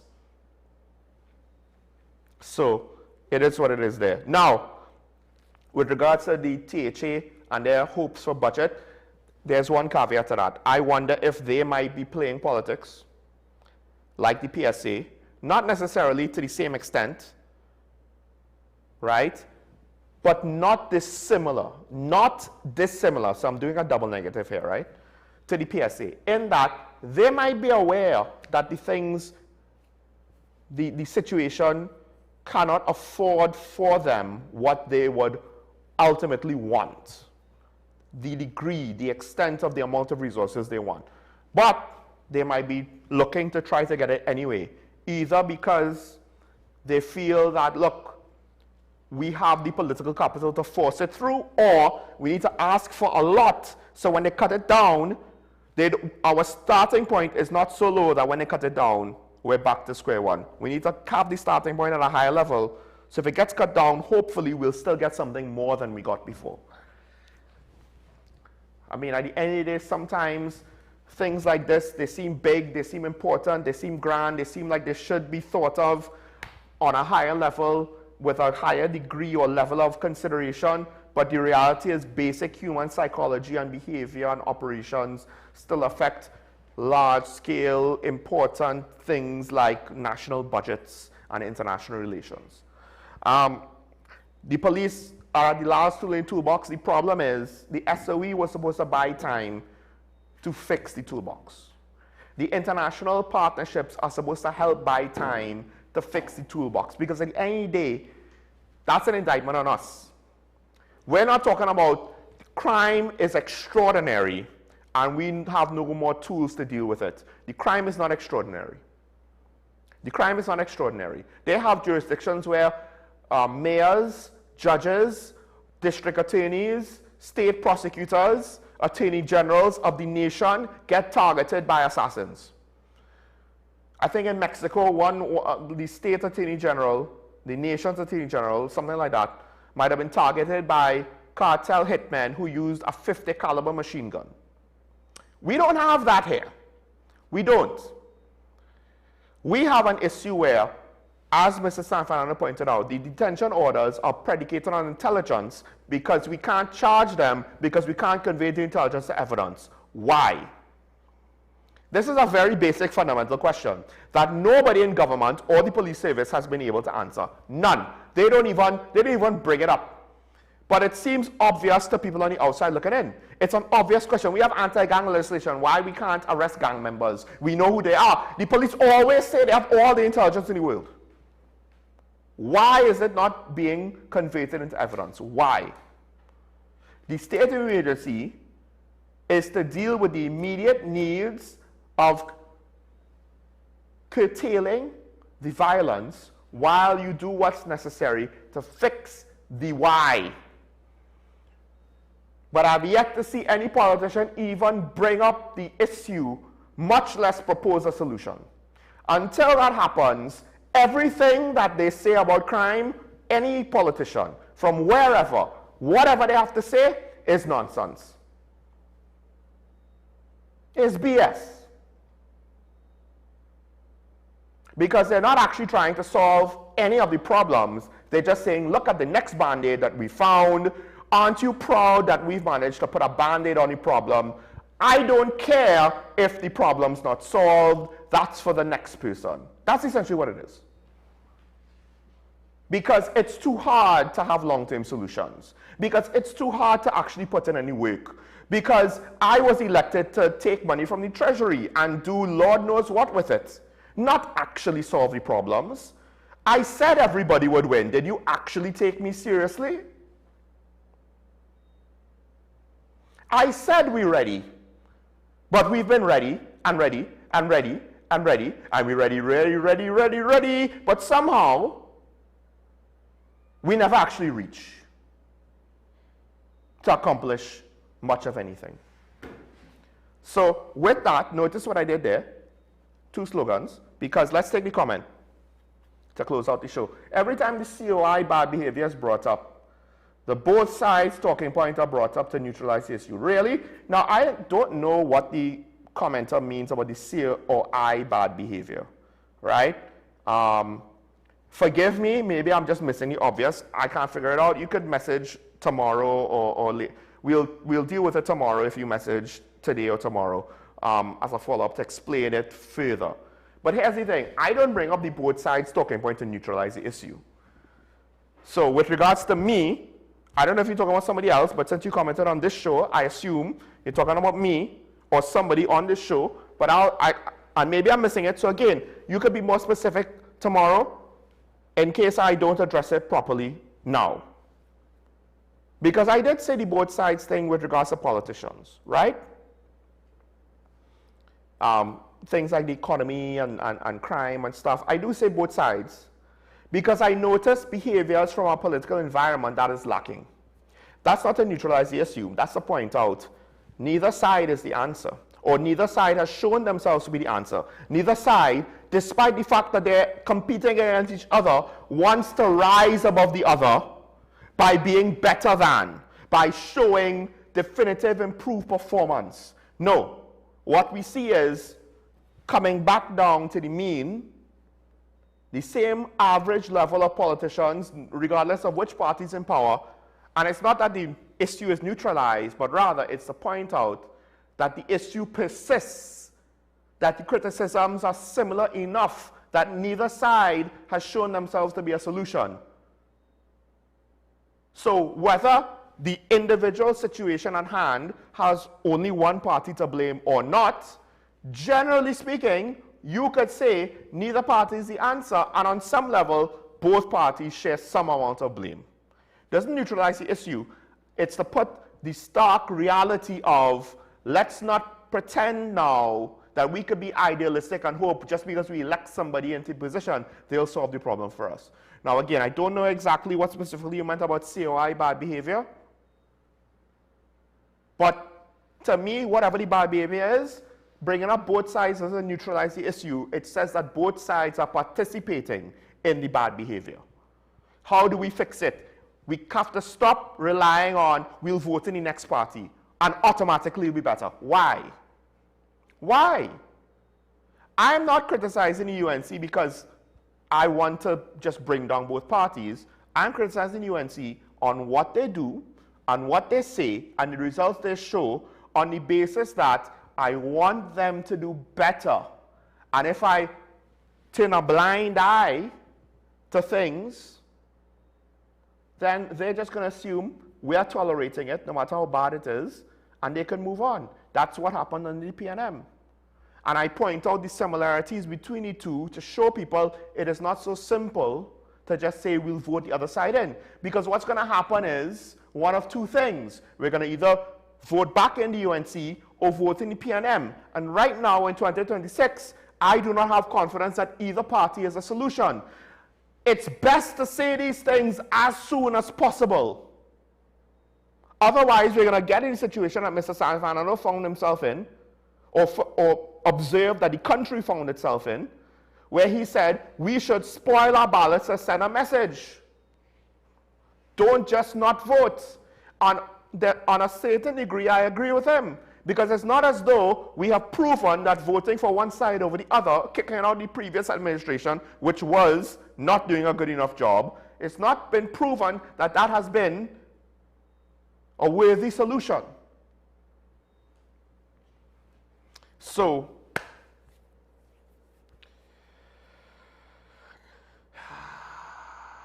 we have 4 more years.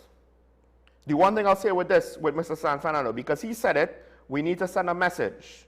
We need to send messages. My thing is, we should be doing it all now. And the messages are not just, we hate you, we want somebody else. The messages could be, because I never said we need to vote out the UNC and put the PNM back in. I never said that. I just said, I don't know if they're going to be ready to be an alternative. The criticism is not because we want to swap out the government. Most political activists, that's their motivation. That's not my motivation. My motivation is, you did something bad, don't do that again. You do something good, do that again. That's why I keep saying Dr. Keith Rowley took questions from the media, because I want politicians to be willing to take questions from the media. Because if you're not willing to take questions from the media, what that implies is you have more to hide than Keith Rowley had to hide. And if you think Keith Rowley had a lot to hide, then what does that say about people who are less transparent than him? That's all. I have no bias or preference here. As Mr. Sanfanano said, it is not nice to be negative all the time. It is very emotionally draining, and psychologically it puts a lot of doubt, because you feel as though I have nothing good to say. Am I just being a negative Nancy? Am I turning into just this negative person whose opinions are no longer useful? But the sad reality is you have to then judge it on the merit of each individual case. Does it warrant it? Just because everything seemingly, not always, but seemingly is negative, if I were to say, well, no, it can't be all negative, I have to artificially find something positive, then I'm being irresponsible, potentially unethical, because then I am potentially misleading the public. This happened in the PNM too. This happened under the PNM as well. The news got more and more negative. Yet a lot of people didn't disagree with me, because eventually, why? They voted out the PNM. But initially they did. Initially they did. But I stuck to my guns. WSN stuck to their guns. Nobody said I was wrong or wanted me to pull brakes on commentary on the past government. I am applying the same standards now. Those who don't like it, that's fine. You could find your biased content. Go listen to some Doubles and Coffee or whatever you want to do, if that's what you want. If you want a cheerleader, if you want to listen to a cheerleader, go find the cheerleaders, right? If you want to listen to political hit jobs that obviously have an agenda, those exist too. If you just want to see someone to tell you everything you want to hear, you could find that elsewhere. I'm here to tell you what my opinion is on what I think needs to be said in order to shine truth on the situation. That's what WSN is all about. That's what everybody who comes on this show is all about, right? And as long as we're here, that's what we promise you to be. If all else fails, Talking Point and WESN will still be where you can find, to as much as is humanly possible, the objective truth. Believe that. Have a good day. Remember your allegiance to the Republic and to each other. Stay safe. Don't forget it's nice to be nice. We'll see you tomorrow. Switch gears a little bit then. Bye-bye.